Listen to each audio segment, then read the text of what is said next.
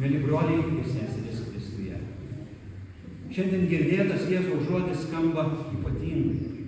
Tai ne šiaip eilinis pamokymas ar padrąsinimas. Tai tarsi testamento žodžiai. Tai paskutinės Jėzaus kalbos mokiniams prieš jo kančią pabaiga. Ta naktį, kai pasaulis rinkosi tamsą, Jėzus kalbėjo apie maldą, apie ramybę, apie pergalę. Bet tuo pačiu jis kalbėjo ir apie sielvartą, apie išdavystę, apie baimę ir vienatvę. Jėzaus kalba nebuvo idealizuota. Jis kalbėjo atvirai, nepagražindamas būsimų įvykių ir neslėpdamas tikrovės.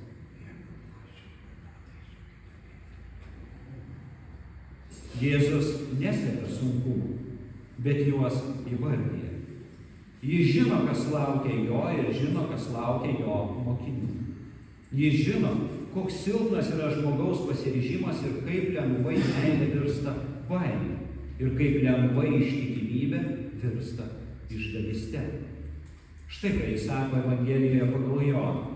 Štai ateina valanda ir net yra atėjusi, kai jūs įsisklaidysite kas savo ir paliksite mane vieną. Tačiau aš ne vienas, nes su manimi yra Tėvas. Ar tai nepanašu į mūsų gyvenimą? Mes tariamai tikime, tariamai sekame Jėzumi, tačiau kai tik užklumpa sunkumai, kai ištinka krizė, kai pasaulis mus paspaudžia, mes išsisklaidome. Kiekvienas kas savo, kiekvienas ten, kur jam patogiau, kur priimtinamiau. Nors Jėzus ir žino, kad mokiniai išsigas, pabėgs, slėpsis ir net išduotas ir paliktas vienas, jis negalvoja apie save. Jis rūpinasi mumis. Jėzus žino, kad Tėvas yra su juo, jis ne vienas. Jėzus žino, kad po patirto nusivylimo, baimės ir po to sekusios išdavystės mokiniai atsitokės. Jiems reikės padrąsinimo. Ateityje ne vienam jo mokiniui reikės padrąsinimo. Taip pat ir mums. Todėl Jėzus užtikrina mokinius tuo pačiu ir mus sakydamas. Iš tiesų sakau jums, jei tik prašysite Tėvą mano vardu, jis duos tai jums. Jėzus kalba apie maldą dangiškajam Tėvui jo vardu, apie tai, kad Tėvas mus myli. Tai kodėl mes dažnai renkamės maldą savo vardu? Mes renkamės maldą ne kaip bendrystę, ne kaip paklusnumą Dievo valiai, bet kaip priemonę gauti tai, ko mes norime, ko užsigeidžiame. Ir kai negauname, pradedame abejoti. Ar Dievas mane myli? Ar Dievas išvis yra? Mūsų tikėjimas dažnai paviršutiniškas. Jis gyvas, kol mums patogu, kol Dievas veikia taip, kaip mes norime. Bet kai jo keliai pasidaro sunkus, kai jo atsakymai mums netinka ar nepatinka, arba jie yra skausmingi, mes nusprendžiame, kad su Dievu mums nepakeliui. Mes paliekame Dievą. Ne taip drastiškai kaip mokiniai Getsemanėje, bet tyliai viduje. Pradedame gyventi savo gyvenimą, nors dar lankome bažnyčią, skaitome Bibliją, kartais pasimeldžiame. Bet gyvenimo kryptis jau kita. Mes jau pasukome kitų kelių. O kiek daug krikščionių šiandien nori tokio Kristaus, kuris pažadėtų džiaugsmą be liūdesio, pergalę be kovos, laimę be skausmo. Mes bijome susidurti su sielvartu, su skausmu, su sunkumais. Bijome pripažinti, kad gyvenimas, tikėjimas reikalauja kryžių, reikalauja pasiaukojimo, reikalauja atgailos. Todėl klaidingai pasirenkame tik pusę Evangelijos. Prisikėlimą be kryžiaus, malonę be atgailos, džiaugsmą be pasiaukojimo. Bet tokia Evangelija neturi jėgos. Ji negydo širdies. Ji nepadeda išsilaikyti audroje. Kai ateina išbandymai, o jie ateina, ši pusinė Evangelija išgaruoja ir liekame be tikros vilties.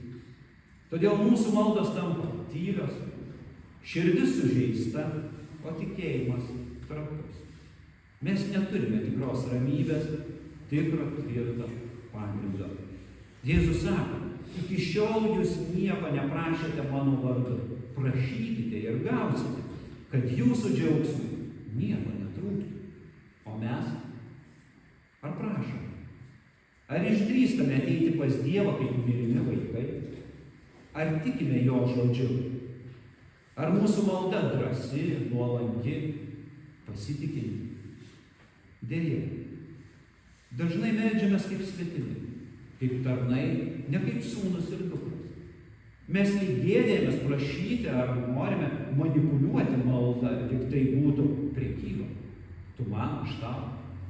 Mums trūksta drąsos, trūksta pasitikėjimo, trūksta tikro Dievo Tėvo veido pažinimo. O kai nėra tikėjimo, atsiranda tuštuma. Bet šioje mūsų tuštumoje nuskamba Jėzaus žodžiai. Būkite drąsūs, aš nugalėjau pasaulį. Tai nėra tik padrąsinimas, tai pergalės šauksmas. Ir ne mūsų pergalės, bet jo. Jis eina į kryžių žinodamas, kad mokiniai paliks jį. Jis žino, kad bus išduotas ir liks vienas. Bet tuo pačiu jis užtikrintai sako, aš ne vienas, su manimi Tėvas. Ir tai yra ne tik viešpaties viltis, tai yra mūsų viltis. Ne tai, kad mes niekada nesuklysime, ne tai, kad mes visada liksime ištikimi, bet tai, kad jis yra ištikimas, kad jis nesikeičia. Jis mus pažįsta, mūsų silpnumą, mūsų baimės, mūsų išdidumą. Ir vis tiek eina ant kryžiaus ir jo pergalė tampa mūsų pergalė. Ši pergalė nereiškia, kad nepatirsime priespaudos, sunkumų, sielų, persekiojimų. Kristus nesako, būkite drąsūs, nes išbandymai jūsų nepaliks. Jis sako, pasaulyje jūsų laukia išbandymai, priespauda. Tai tikrovė. Bet šalia to yra kita tikrovė. Aš nugalėjau pasaulį.